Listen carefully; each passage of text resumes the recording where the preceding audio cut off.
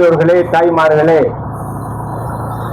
நடைபெறவிருக்கின்ற சட்டமன்ற தேர்தலிலே சின்னம்மா கட்சியுடைய சார்பாக டாக்டர் ராம்குமார் அவர்கள் தேர்தலில் போட்டியிடுகிறார்கள். உங்களுடைய மேலான வாக்குகளை, உங்களுடைய தரமான வாக்குகளை டாக்டர் அவர்களுக்கு தென்னந்தோப்பு சின்னத்திலே வாக்களித்து இப்பொழுது நாங்கள் ஊர் ஊராக வந்து கொண்டிருக்கிறோம். ஒரு 20 நாளைக்கு முன்னாடி பத்திரிகையில கூட பேசினா அந்த கூட்டணி ஆயிருச்சு, இந்த கூட்டணி ஆயிருச்சு, அதிமுக பாரதிய ஜனதா கூட்டணி இழுபறி அப்படின்னு சொல்லிக்கிட்டே இருந்தாங்க. இங்கிட்டு போனா இங்கிட்டு விடுதலை சிறுத்தையோட திமுக கூட்டணி இழுபறி, காங்கிரஸ் 2 பேர் சண்டை போட்டு கிடக்காங்க, மல்லு கட்டிட்டு கிடக்காங்கன்னு போட்டே வந்தாங்க. விஜய் கிட்ட யாரோ சேராரு பாரதிய ஜனதா காரங்க கூப்பிட்டு அங்கே டெல்லியில வச்சுக்கிட்டு அவரை கூப்பிட்டு பேச்சுவார்த்தை நடத்திக்கிட்டு இருந்தாங்க. ஆக மொத்தத்துல எந்த கட்சி எதோட சேருங்கிற ஒரே குழப்பத்துல இருந்துச்சு. இந்த குழப்பத்துல சசிகலா ஆளை நிப்பாட்டுதாமல அப்படின்னு ஆளுங்க பேசுறாங்க. சசிகலா ஆளை நிப்பாட்டுதான். சசிகலாவுக்கு எந்த ஆள் இருக்கான்? நீங்க பேசுறது கிராமத்துல எந்த ஆள் இருக்கா சசிகலாவுக்கு? அது அரசியல இல்லையே. அது ஒரு பேச்சாவே இருந்துச்சு.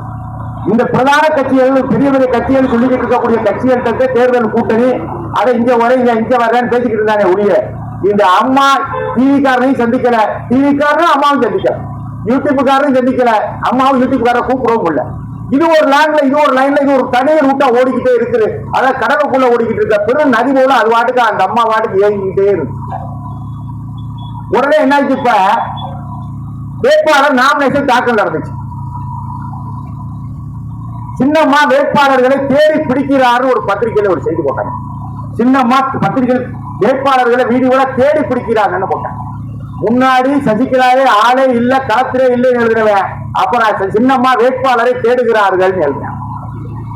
அப்புறம் பார்த்தா எலெக்ஷன் நாமினேஷன் பண்ணி வித்ரா பண்ணி கடைசியில் எதை நிக்கிற இந்த தொழில் நிக்கிறாங்கிற இறுதி வாக்காளர் பட்டியல வந்த உடனே சசிகலா இந்தந்த இடத்துல ஆள் போட்டாங்கன்னா 120 இடத்துல சசிகலா தலைமையில ஒரு கூட்டணியில ஆள் போட்டாங்களான்னு எழுதியேன். அடுத்த நாள் ஒரு வாரத்துக்கு கழிச்சு அப்புறம் பார்த்தா எழுதுறேன் 45 தொகுதியில சசிகலாவால் அதிமுகவுக்கு வெற்றியில் சிக்கல். பாத்தீங்களா எப்படி பாத்தீங்க போட்டான்னு வருங்க. பொதுவா ஆளே இல்லைன்னு சொன்ன அந்த களத்துல தமிழ்நாடு அரசியல்ல சசிகலாவா யாருன்னு கேட்டேன், பத்திரிகைக்காரன் கேட்டேன், இருக்கக்கூடிய அரசியல் கட்சிக்காரனோட பேரே வரல. ஆனா நம்ம அதை பத்தி கவலைப்படணும். அந்த அம்மா அதை பத்தி கவலைப்பா. அந்த அம்மா உள்ள இருந்து என்னென்ன பண்ணணுமோ, யாரால பேசணுமோ, என்னென்ன கூட்டணி வைக்கணுமோ அந்த அம்மா அவருக்கு அமைதியா வேலை பார்த்துக்கிட்டே இருக்கு. இப்ப என்ன எழுதுறான் பத்திரிகையில, புதுவளத்தூரில் எந்த கட்சியும் செய்வது சிக்கல். காரணம் சசிகலா போட்ட வேட்பாளர் ராம்குமார் மிகவும் கடுசான வேட்பாளராக இருக்கிறார் பத்திரிகையில். இதெல்லாம் கூட நாங்கள் மேடை பேச்சுக்கா நாங்கள் பத்திரிகை செய்தியத்தை நான் பேசிக்கிட்டே வரேன். பார்த்து என் கருத்துங்கிறதுல ஒண்ணுமே கிடையாது. இனிமேட்டு என் கருத்தே வரும். இனிமே புதுக்குளத்தூரில் கண்ணப்பனும் அதே போல அதிமுக சாரில் இருக்கக்கூடிய அவரும் சிக்கல் அப்படின்னு எழுதியா பத்திரிகைக்காரர்கள். இதுக்கு முன்னாடி எங்க எழுதல, இப்ப சிக்கல் எழுதுறான். சரி, திருமங்கலத்துல ஆர்வி உதயகுமார் வெற்றி வருவது சிக்கல், ஜீவிதா நாச்சியார் வெற்றி வர மாதிரி வாய்ப்பு இருக்குன்றான். ஆண்டிப்பட்டியில ஐயப்பன் போட்டியிடுகிறார், ஐயப்பனும் வெற்றி வர்றதுக்கு வாய்ப்பு இருக்கிறது, அதிமுக வெல்லவே முடியாதுன்னு இப்ப இல்ல எழுத ஆரம்பிச்சான். அதே போல மதுரை மேற்குல அப்படித்தான் எழுதுறான். ஆக நாங்கள் போட்டியிடக்கூடிய எங்கள் கூட்டணி சின்னம்மா போட்டியிடக்கூடிய ஒவ்வொரு வேட்பாளர்கள் பிரித்து பிரித்து பார்த்து பார்த்து போட்டு இருக்கிற காரணத்தால் இவர்களால் ஒண்ணு இப்ப எங்களை விட்டுட்டு பத்திரிகையிலே எழுதவே முடியல, பத்திரிகை எழுத முடியல, ஆள முடியல, எந்த பேச்சு பேசுறாங்களும் இல்ல, கம்முனே இருக்காங்க, பேயடிச்ச மாதிரி இருக்காங்க அதிமுக கட்சிட்டு போல. ஏன்னா இப்படி ஆகி போச்ச தேர்தல் முடிவு. ஒவ்வொரு தொகுதியும் பாத்துங்க, ஒவ்வொரு தொகுதி நீங்க சாதாரணமா நீங்க நடிச்சீங்க, இப்ப எங்க வந்து பட்டுக்கு நிக்குதுன்னு பாத்தீங்களா? எங்க வந்து பட்டுக்கு நிக்குது? முத ஜெயலலிதா அம்மா இறந்தப்ப கேரளத்துக்கு மோடி வந்திருந்தாரு. மோடி வந்தவன நேர பார்த்துட்டு சசிகலாவுக்கு ஒரு பூமாலையை வச்சுட்டு ஜெயலலிதா பூமாலை சசிகலா மாடல வந்து தலையை வச்சாங்க. ஞாபகம் இருக்கா? சசிகலா அம்மா தலையில வந்து மோடி வந்து அப்படியே தலையில கை வைக்கிறார். அன்னைக்கே பார்த்து அன்னைக்கே குறி வச்சிட்டாங்க, சசிகலாவை ஒழித்து கட்டினால்தான் அதிமுகவை நாம் கைப்பற்ற முடியும். அவளை ஒரே பிடிக்கலாம் முடிஞ்சு. ஆக இந்த சசிகலாவை மறக்க முடியாது, சசிகலாவை பிடிக்க முடியாது. எதா இருந்தாலும் அம்மாட்ட கிட்டக்கே போகும். ஏன்னா 6 மந்திரி குரலிமனோட தொகுதியில இருந்து ராமநகர் தொகுதி எல்லாரும் வீட்டுக்கு வந்து காத்து கிடக்கு, கதவை பூட்டி வெளியே தான் பார்க்கலாம். ஜெயலலிதாவும் சசிகலா என்ன நினைச்சுக்கிறீங்க? லேசா ஒரு ஓட்டுல கவுக்காதீங்கன்னு சொன்னாங்க, கதவை பூட்டிட்டாங்க, வெளியே போ, உங்களுக்கு இடம் கிடையாது, தமிழ்நாட்டுக்குள்ள உங்களுக்கு இடமே கிடையாது, வெளியே போட்டாங்க. ஆக பார்த்தாங்க இந்த அம்மாட்ட இருக்கிற வரைக்கும் அதிமுக உடைக்க முடியாது, கைப்பற்ற முடியாது. இப்ப என்ன செய்யறது? ஆகாவது டம்மியா தூக்கி அதிமுக பொதுச் செயலாளர் ஆக்கிறது. ஆகாவது தூக்கி ஆக்கினாலே அப்புறம் கூடி மாடி பேசி அவரத்துக்கு இவனை போட இவனுக்கு இவனை போட கடைசியில மகாராஷ்டிரா பம்பாய் மாதிரி எப்படி பிடிச்சாங்க. இப்ப பம்பாயில் என்ன நடந்துச்சு, இன்னும் என்ன நடந்துட்டு இருக்கு? சிவசேனா உடச்சு ஏக்நாத் சிண்டேட்ட கூட்டாங்க. ஏக்நாத் சிண்டேட்ட 80 எம்எல்ஏ வந்தான். 80 எம்எல்ஏ தூக்கி அப்படியே காவி சின்ன போட்டு அப்படியே மாத்திட்டான். பாருங்க, அப்ப சிவசேனாவே இங்க கிடையாது போகுது. சிவசேனா 17 16 எம்எல்ஏ ஜெயிச்சனா, 100 எம்எல்ஏ இருந்தா இப்ப பாருங்க அப்படியே. பீகார்ல நிதிஷ்குமார் தலைமையில என்னாச்சு? அவர் தான் முதலமைச்சர் கூட்டணியில கத்துனா. இப்ப என்னாச்சு? நிதிஷ்குமார பதவி ராஜினாமா பண்ணி எம்பிக்கு போடான்னு சொல்லிவிட்டாங்க. ஆக மொத்தத்தில் அவர்கள் திட்டமிட்டு இங்கே காலெடுத்து வைக்க நினைக்கிறார்கள். அதற்கு யாரால் தடையாக இருந்தார்களோ அவர்களை பூரா இங்கே கண்ணுவடி வைத்து தாக்க நினைக்கிறார்கள் பிஜேபி காரர்கள். இதை நான் என்னமோ உங்க ஓட்டு வாங்கினதுக்கா பேசல. உங்களுக்கு மேக்சிமம் எல்லா விஷயமுமே தெரியும். தெரிஞ்சாலும் உள்ளதை நான் பேசுறேன். இப்படி ஒரு பக்கம் இருந்துச்சு. இவர் தலைமையா போட்டிருக்காங்க. இவர் அவர் இன்னைக்கு நாளைக்கு அவர் வேற தண்ணி தொழிச்சு விட போறாங்க எடப்பாடி பழனிசாமி. ஏன்னா கூட்டணி பேச்சுவார்த்தை கொஞ்சம் பேசுறது கிடையாது. பூராமே டெல்லியில, பூராமே கவர்னர் மாளிகையில பேச்சுவார்த்தையிலிருந்து பணம் கொடுக்கறது, வாங்குறது, வைக்கிறது எல்லாமே அதிமுக காரியாலயத்துக்கு யாருமே வர்றதில்லை. எடப்பாடி பழனிசாமி ஆபீஸுக்கு வர்றதும் இல்லை. எல்லாமே டெல்லி. அதுல இருந்து அதிகாரம், போக்குவரத்து, பணம், பட்டா, கிச்சா எல்லாமே அங்க ஓடி போச்சுன்னு அர்த்தம். நம்ம அவர் குறையா சொல்லல. ஆனா நிலைமை அதிமுக தொண்டர்களை விட்டு கட்டு மீறி பாறைகளா காய உடையா மாறிடுச்சுங்கிறதுக்காக நான் சொல்ல வரேன். அவங்களோட எங்க கூட்டி வைக்கிறான்? நாங்க இவங்களுக்கு அவங்களுக்கு என்ன இருக்கா கூட்டி வைக்கிறோம்? என்ன குறைய கண்டுபிடிச்சான்? 4000 கோடி வாங்கியிருக்காங்க அந்த தேர்தலை கூட்டணி வைக்கிறது. 4000 கோடி, 1-2 கோடி இல்லப்பா. அதிமுகவுக்கு பிஜேபி கூட்டுக்கக்கூடிய ரூபா 4000 கோடி பத்திரிகை எழுதிருக்கான். நீ அவன் காசு வாங்குற? காசு வாங்க இருக்கக்கூடிய ஜெயிச்சா எம்எல்ஏ கூட அலம்பேச்ச கப்பானா, ஓம்பேச்ச கப்பானா, ஏற்கனவே இருக்கக்கூடிய தங்கமணி வேலுமணி எல்லா பேரும் அங்கே இருக்கான். மேக்சிமம் துண்டவே அதிமுக துண்டை கட்டிக்கிட்டு. ஆனா அங்க போயிட்டான். மேக்சிமம் அந்த பக்கம் போயிட்டாங்க எல்லாரும்.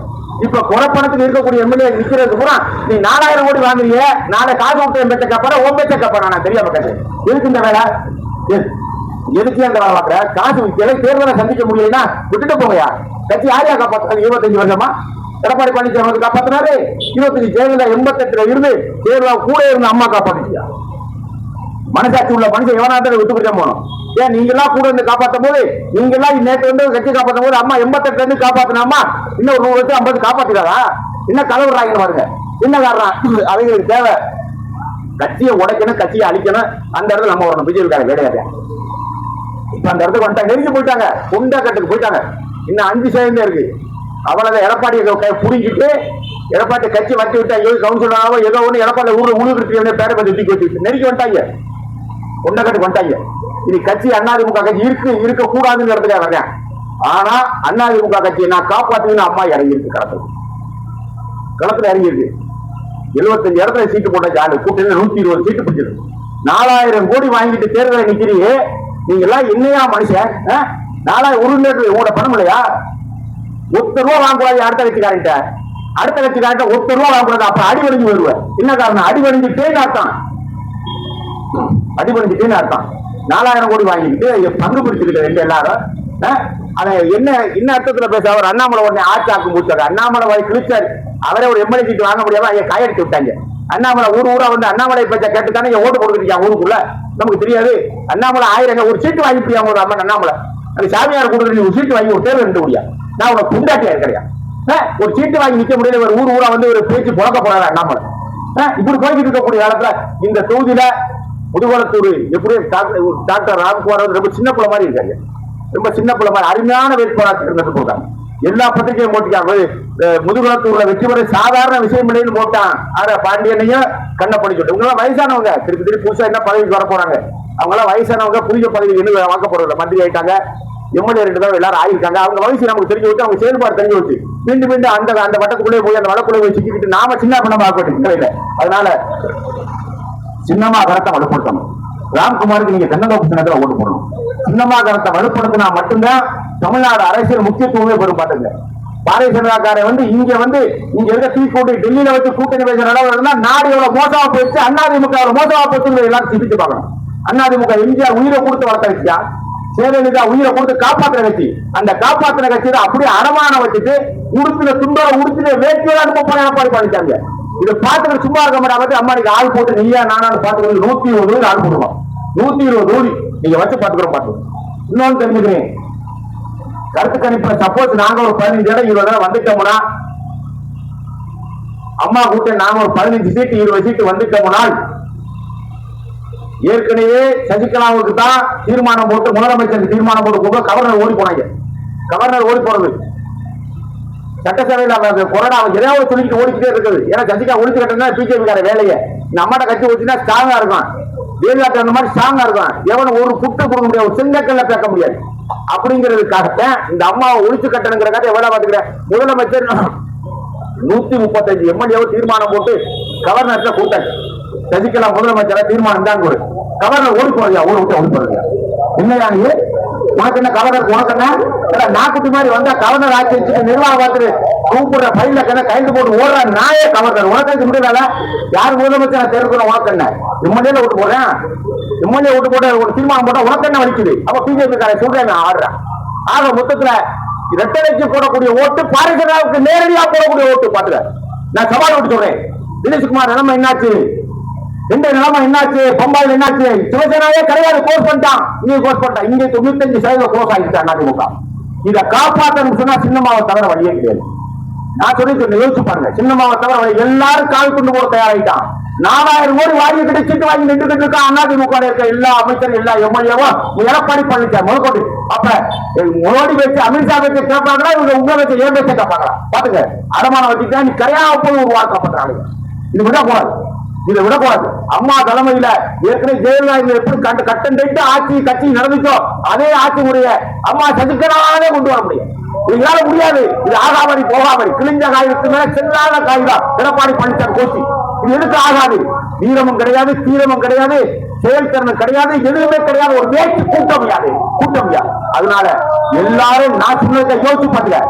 ரெட்டலைக்கு போடக்கூடிய ஒவ்வொரு ஓட்டு பாரிசனாவுக்கு நேரடியா போடக்கூடிய ஓட்டு பாத்துக்க, சுதாரிச்சுக்க. அதனால எங்களுடைய வெற்றி வேட்பாளர் ராம்குமாருக்கு தென்னந்தோப்பு சின்னத்தில் ஓட்டு போடணும். சின்னமாக ஓங்கணும். 20 எம்எல்ஏ நாங்க வந்துட்டோம்னா சின்னமாக மீண்டும் முதலமைச்சரா வந்தாலும் வரலாம், சொல்ல முடியாது. பாத்துக்க, என்ன இப்படி பேர் லூசு மாதிரி பேச நினைக்கலாம்.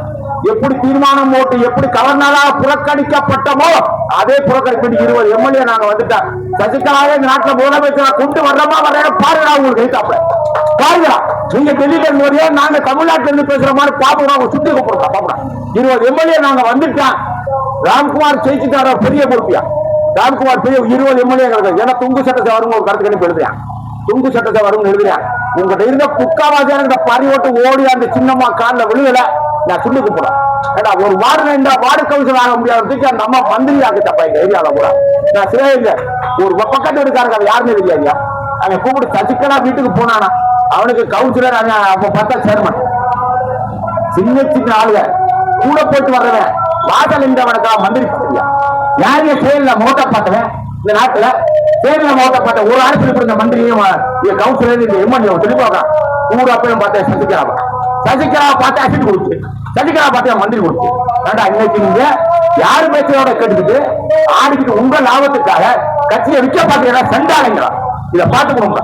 உங்களுக்கா எங்களுக்கா வச்சு பார்த்துக்கணுங்க. அந்த அதை நாங்க ஆளுநர் புட்டிட்டோம். எல்லாருக்கும் அனுப்புறோம். புட்டிக்கு என்ன எழுதுறான்? ஜெயிக்க சாதாரண விஷயம் இல்ல, சசிகலா கீழே கட்டுறதுன்னு எழுதுறான். 21 தொகுதியில சாதாரண விஷயம் இல்ல அப்படின்னு எழுத ஆரம்பிச்சோம். முன்னாடி எழுத மாட்டேங்கிறான். ஆக ஒவ்வொரு செய்தியும் நாங்கள் படிப்படியாக நிதானமாக செயல்பட்டு கொண்டே இருக்கிறோம். அதனால் உங்களுடைய மேலான வாக்குகளை அதிமுக மீட்டு தரவும், மீண்டும் தமிழகத்திலே ஜெயலலிதா ஆட்சி கொண்டு வரவும், மீண்டும் சசிகலா எப்படி தீர்மானம் போட்டு கவர்னரால் தூக்கி எறியப்பட்டாரோ அதே கவர்னர் வாயாலே பதவி பிரமாணம் செஞ்சு வைக்கிறோமா இல்லையான்னு பாருங்க. பேட்டி எட்டிருக்கோமா இல்லையான்னு பாருங்க. டெல்லியில இருந்து இங்க அமெரிக்கா பாத்துக்க, உங்களை முகத்திலே நாங்க கிழிக்கல, நாங்க ஒருத்தருக்கு பிறக்கிறோம். பாத்துக்கோங்க. நன்றி, வணக்கம். உங்களுடைய ஓட்டு தென்னந்தோப்பு சின்னத்துக்கு உங்களுடைய வேட்பாளர் ராம்குமாருக்கு அமோகமான முறையில் வாக்களித்து வெற்றி பெற செய்ய வேண்டுமாய் வேண்டி விரும்பி கேட்டுக்கொள்வது 8ஆம் நம்பர் தலைவர்.